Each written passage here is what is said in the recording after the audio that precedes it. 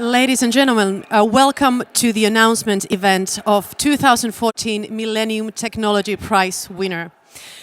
This is a big day for science, innovation and technology, and we are happy to welcome you all, the webcast followers, to this webcast coming live from Helsinki, Finland. My name is Anna Sorainen. I am honored to be hosting you through this event. The Millennium Technology Prize is Finland's tribute to innovations for better life. The prize is awarded every second year for a technological innovation that significantly improves the quality of people's lives today and in the future.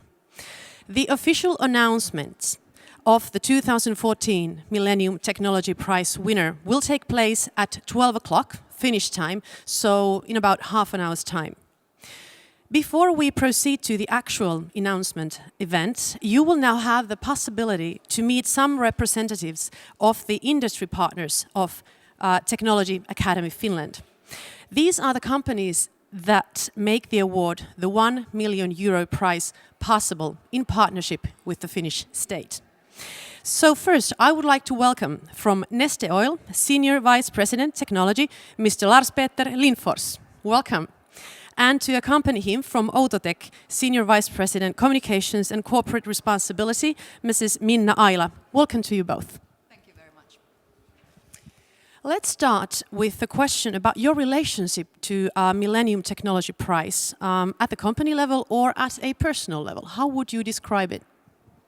Well, from my own point of view and also from our company's point of view, it's very important that we promote science and technology much more than it has been in the past. So we feel it's very important that the society is getting more acquainted with science and technology in the future, and that's why we really want to be part of promoting this Millennium Technology Award. And how about Outotec or Minna herself?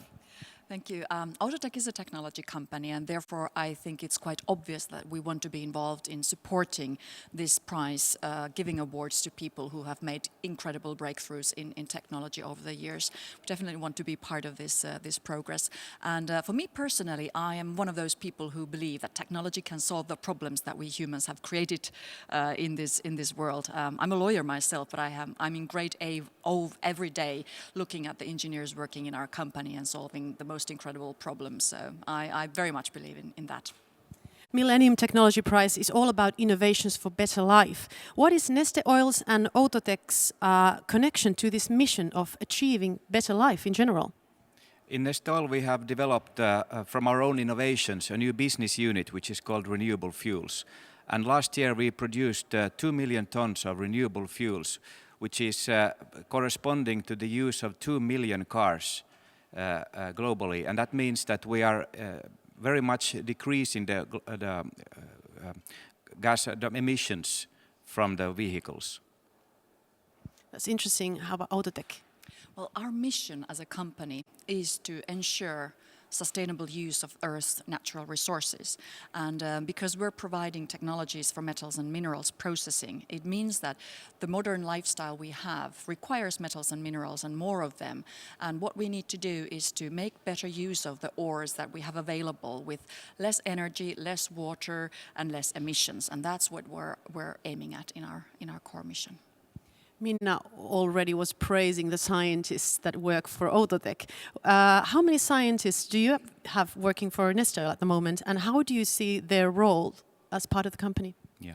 In our company, technology is really a core of the core, and out of the 5,000 people we have working in our corporation, more than 1,000 is working with technology, both in R&D and in our engineering company Neste Jacobs. So it's really a vital part of our company. And how many scientists do you have working for you? That depends on how you define a scientist. I wouldn't be able to give you an exact figure right now, but I would say that we have a lot of engineers with green hearts working for our company, and we're very keen on making use of the knowledge that we have. For instance, last year in Finland, Outotec was the #1 in new patents throughout the whole year. How do you stay tuned with the society in your companies? How do you know what the customers want and what the global challenges are that need to be solved? Well, very much, of course, having your radars alert all the time. You have discussions with your customers, and you have, of course, also these organized stakeholder dialogues where you listen to your key stakeholders. That is a complete strategic process. We also review the mega trends affecting us every year in our strategy process. And very much, if you look at the mega trends at the moment, what is happening in the world, it is very much around resource efficiency, which is very much of what we are doing. So I think we have some of the mega trends giving us tailwind, so to speak, in our business as well. From our side, it's a lot of the same things probably. It's following the mega trends, the meta trends, and also gatekeeping the technologies. But I would also like to emphasize the importance of our cooperation with external parties of different kind globally, which also give us a lot of new ideas on where the world is going. How would you say, how will the role of science change and develop in your lines of industry? Is it becoming more and more important, or how would you describe it? I think it's becoming ever more important because we are living in a world where we have scarce resources and we have a vulnerable environment in the globe. So we really need to work very hard together, and also cross-cultural, cross-functional knowledge is the key. So when the globe is getting smaller and the challenges are getting bigger, we also need to cooperate with other disciplines than our own.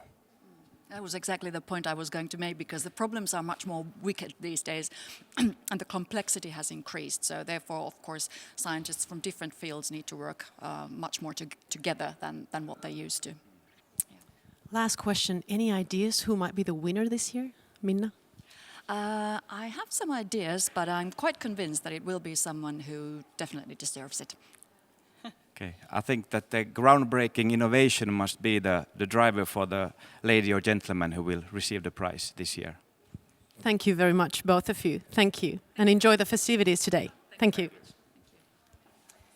And we continue with representatives from two other industry partners. Welcome from Vaisala, Director of Marketing, Mrs. Riina Kirmanen, and from Metso, Vice President Technology, Management and Research, Mr. Jari Riihilahti. Welcome. How would you describe the importance of this kind of award? Riina? I think it's extremely important. It brings visibility to the science and innovation, and especially how it impacts our daily life. And also, I think that Technology Academy is doing a great job on educating school children and students on the science and innovation and importance of it. Yes, it's very important to promote science, especially with the young people, that they select the right choice in early in the beginning, and for the companies, of course, it's important that we get the support for our businesses from breakthrough technologies. How do you apply science in your respective companies? Let's start with Jari first. We do a lot of research, not too much on basic research, but rely on universities and research centers, that they provide information for us so that we can better support for our business. So from that sense, it's very important for us that the science is very strong and develops the basic skills and things for the industry.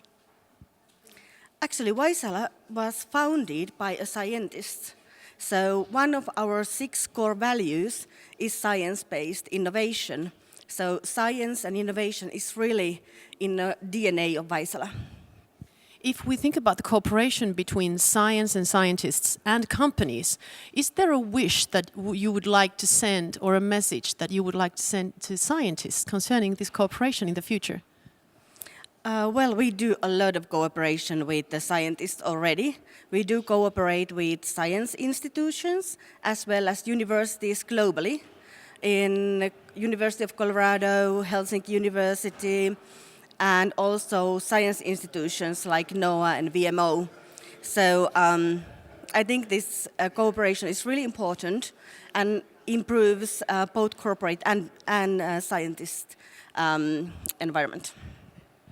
Yeah, Metso as a global company, we collaborate with the universities all over the world, and actually the operating model today is that you find the best competence in the world wherever they locate. That means that we are having strong collaboration in North America, in Australia, in Europe, and many other places.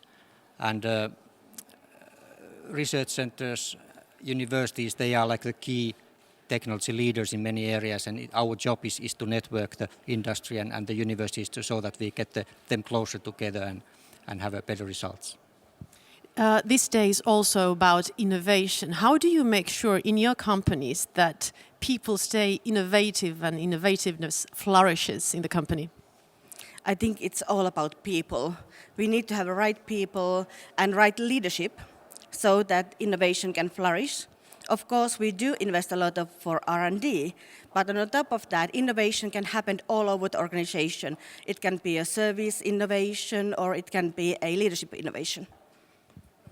Yeah, I agree that innovation nowadays, it's not about technology only, it's about how do we do things differently, and from that sense we promote innovation in many different ways, and technology is one part, but it's more about the company culture.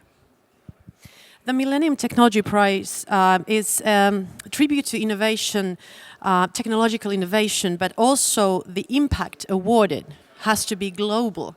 What are your aims globally if you think about responsibility and sustainability issues in your companies?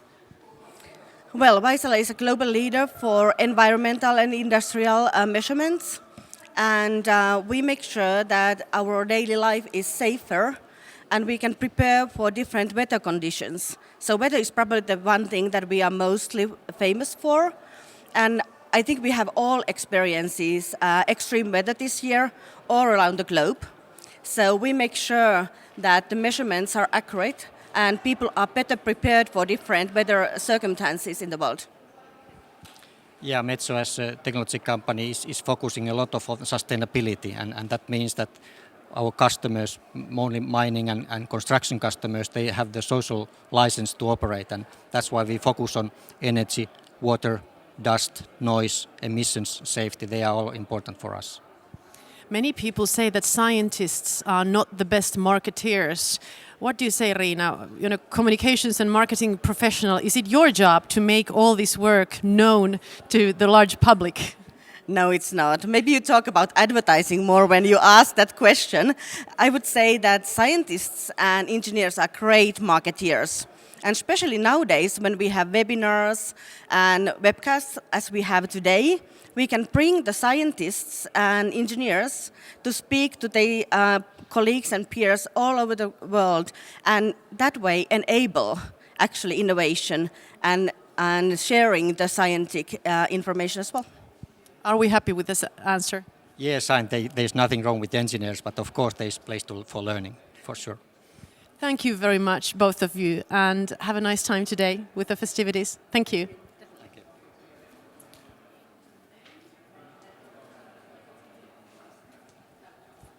And finally, a third interview. Please welcome from SEB, Head of Equity Research, Mr. Mika Koskinen, and from KONE, Director of External Communications, Mrs. Liisa Kivelä. Welcome both. Thank you.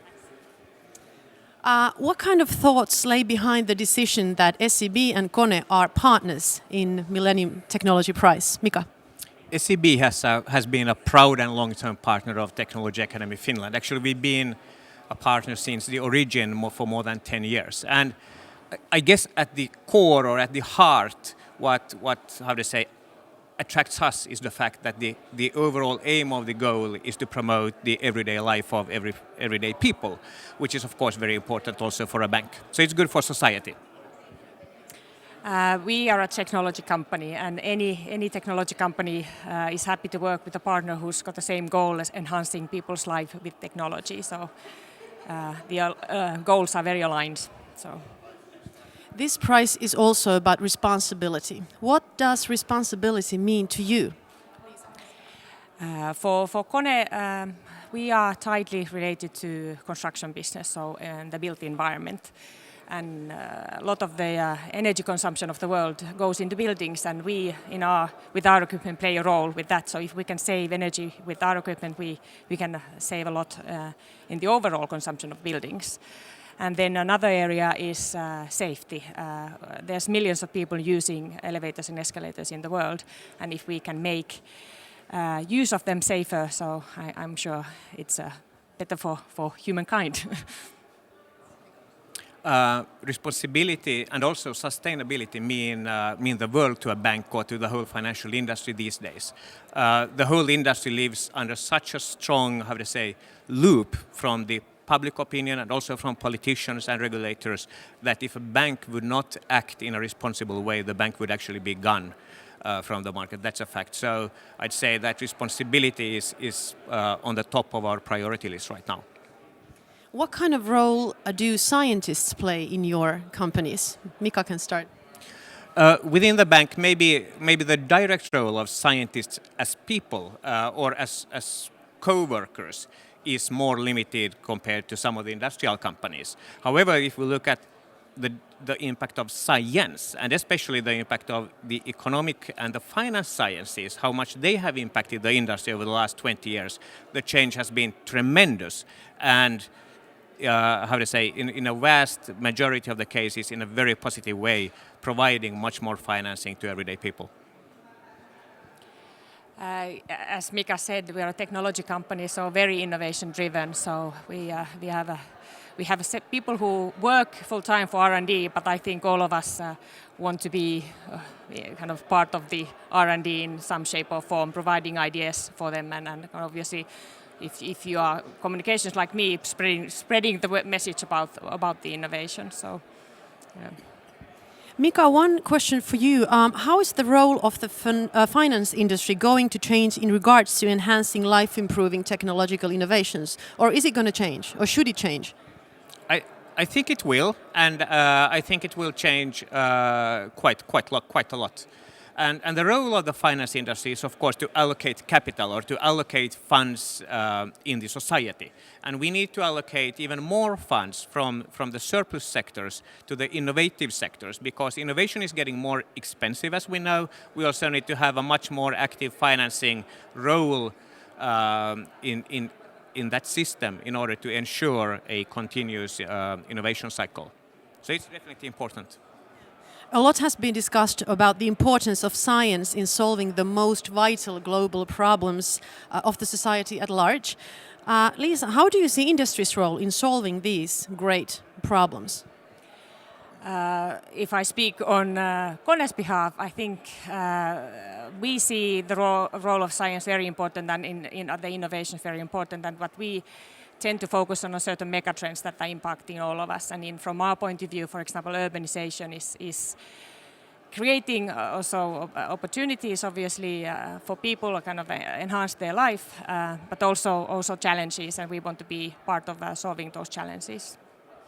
If you had to, on a personal level, if you had to choose one big global problem that you would like to see solved, what would it be? I would actually say equality, and then I mean equal opportunities. I think the society today wastes actually a huge amount of resources because people just don't have opportunities to how to say, make the best of what they can be. And we've seen over the recent years, we've seen a development where you could say that the rich have been getting richer, countries, and the poor countries have been getting poorer, or at least the gap between these has been expanding. And that's not a good development. We need to bridge that gap, and fairly quickly. Maybe I say on a more personal level that I think we all human beings can be better at understanding each other, be it in a partnership or different nations with each other. So I think we can all understand each other better. Yeah. Wise words. Thank you very much, both of you. And I'm going to let you go and get ready for the festivities. Thank you very much. Welcome back to the webcast of the announcement of 2014 Millennium Technology Prize. I think you may hear at the background the lively discussion continues here at Kiasma, the Museum of Contemporary Art, which is great. They're talking about Professor Parkin and his innovation, I'm sure of that. We still have some interesting guests for you to meet. This prominent award for technological innovations would not be possible without partners, and we have one here now. One of the partners of the Millennium Technology Prize is Aalto University, and welcome from Aalto University, Vice President of Knowledge Networks, Mr. Hannu Seristö. Did I do well with the title? You did very well. What are your initial thoughts on this year's winning innovation? Well, first of all, warm congratulations to Professor Parking. But the initial thoughts are that this is a great choice, very good choice in the sense that it's impacting the everyday lives of billions of people in the world, and it's sort of a visible technology. It's hidden technology, but it's still visible technology. So in that sense, great choice. And it's in the heart of technology in the sense that it really, we are very happy from the sort of university point of view, which is strong on technology. Yes, you are a representative of the university here and a partner for Millennium Technology Prize. What is your message to Professor Parkin now? I think he might be even watching us now. I don't know. If I had any message, that would be that, of course, it's great work that he's doing, but I wish that we need more leading figures like him inspiring young people, students, not only on the university level, but also like on high school levels and primary school, to tell about the importance of technology and science for the future quality of lives of us. So figures like him hopefully find some time to be the ambassadors of science and technology in the society at large. Big data has been mentioned many times today already. Everybody's talking about it at the moment. How do you see the ability to handle and utilize all this information in the future? How is it going to change the world? Well, Professor Parkin's work has enabled one sort of a revolution in information technology, and perhaps big data capabilities will enable another giant leap. And things like machine learning applied, for instance, in developing better medicine for diseases. There we might see, and hopefully will see, significant improvement in the future, combining information technology and then perhaps areas around it. How do you see the importance of the Millennium Technology Prize itself to the scientific world? It is inspiring, and it reminds all the scientists that it's very important work that they are doing, because sometimes the work is lonely and it's hard work and there's lots of it. So it's a good sort of a feedback that it's important for the quality of life of practically everybody in the world, the work that's being done, and it's a great symbolic and sort of emotional good feedback to those people who are involved and work hard. A lot has been talked about young people and whether they're interested in career as a scientist. Is this one of the things that could also motivate them, and what else could there be? Hopefully so, and I'm quite sure it does, and we just perhaps need to make more visible the role of technology and science in the daily lives of ours, that digital photography is not possible without hard work of physicists and so on. Young people seem not to perhaps always realize it, and this is a communication challenge to get people interested and excited about the careers in science and technology. What kind of qualities are needed from a scientist to succeed as Professor Parkin did today? What kind of person he has to be? I suppose certain dose of talent is always needed, but curiosity is perhaps very important, and perseverance, working hard. I guess that's pretty much the recipe and ingredients. Thank you very much for this interview, and I'll let you go and have a cocktail. Thank you very much.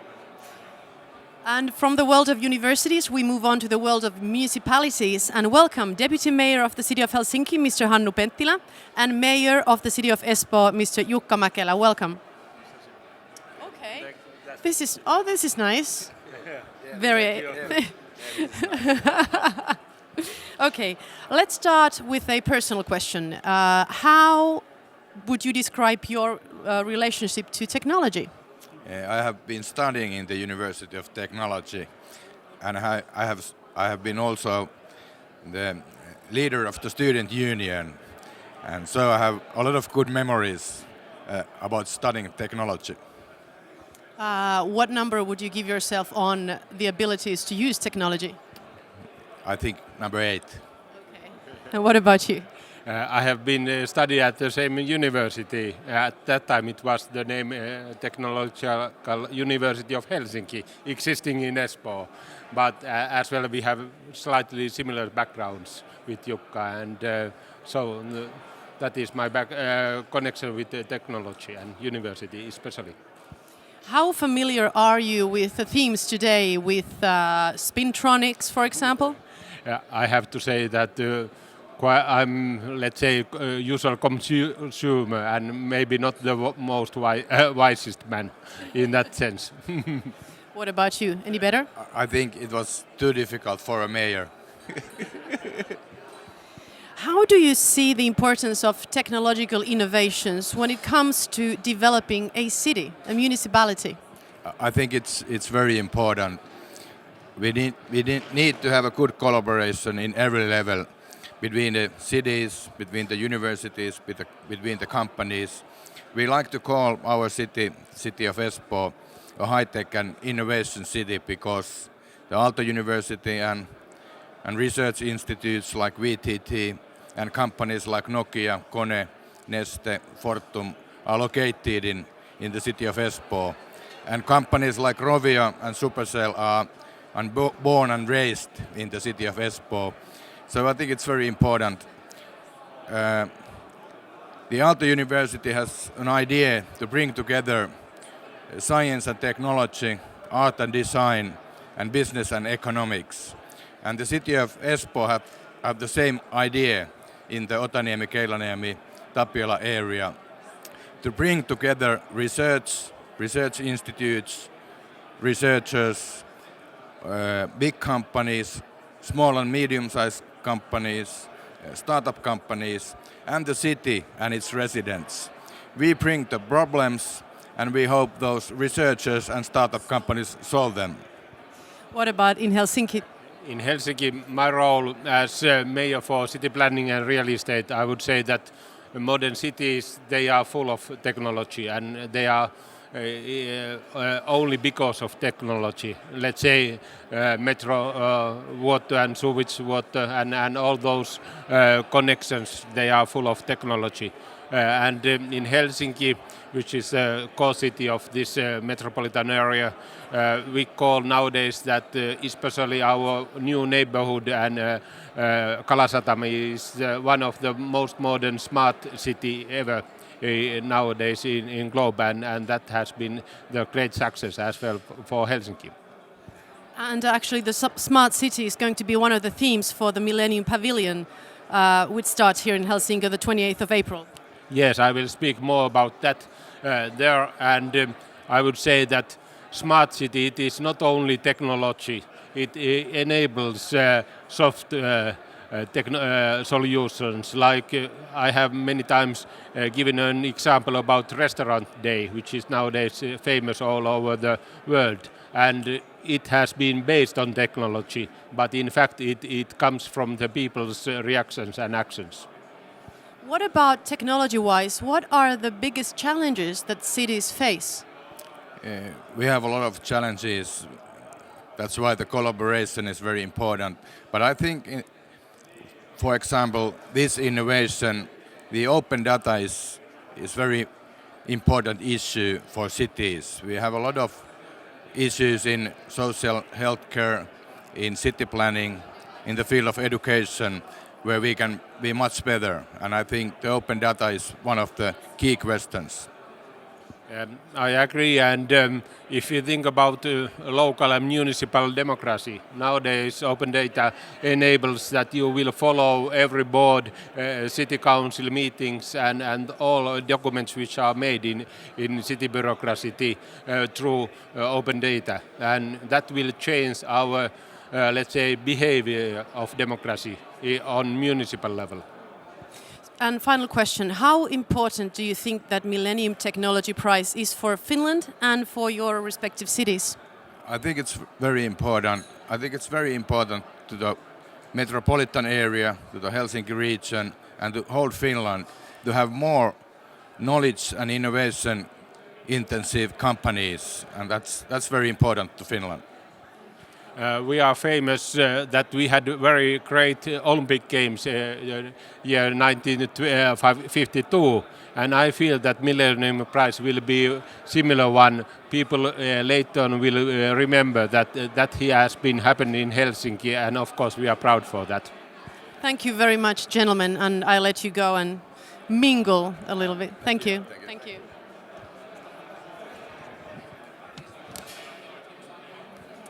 And let's say welcome also to our final guest, the museum director of this magnificent Museum of Contemporary Art, Kiasma. Please welcome Mrs. Pirkko Siitari. Welcome. What does this partnership with Millennium Technology Prize mean for you and for Kiasma?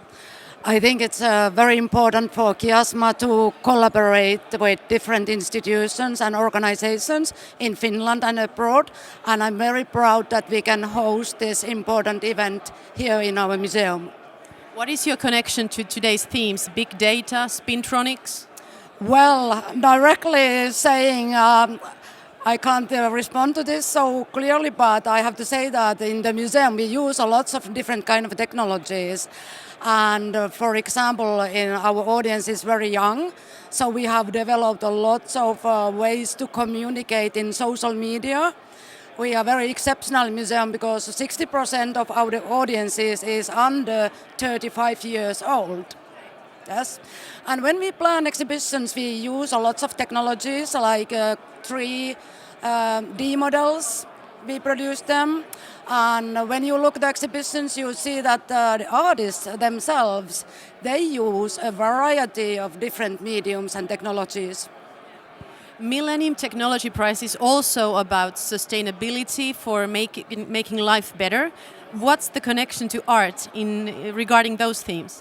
Well, I actually think that art is a very important part of being human being.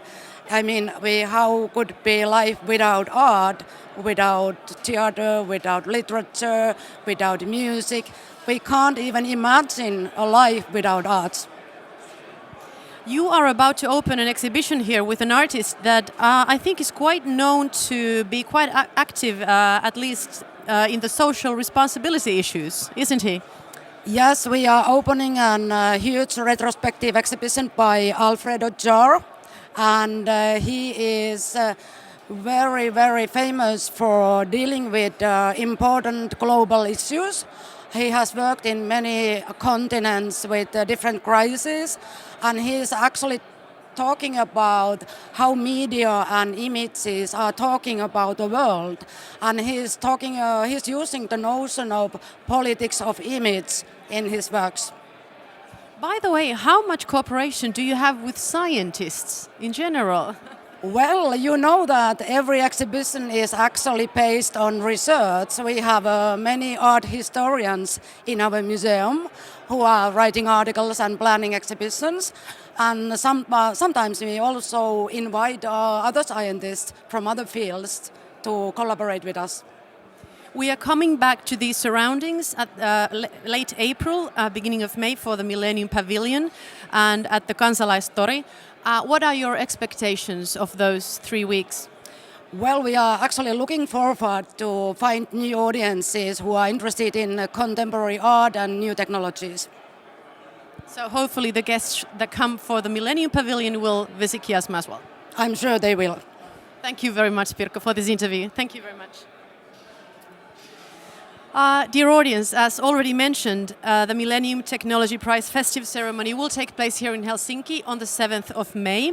But already starting on the 28th of April, Helsinki will enjoy festivities around the latest technology innovations. Just beside this building here, Kiasma, at Kansalaistori, which actually you saw before in this session, there will be a 1,500 square meter Millennium Pavilion open for 3 weeks. Besides the awards ceremony, there will also be technology forums, seminars and programs for the youth and for the public in general. For example, the Mission Better Life exhibition. So we warmly welcome you all to join us for these festivities here in Helsinki, Finland. And these festivities will also honor the 10-year-old Millennium Technology Prize.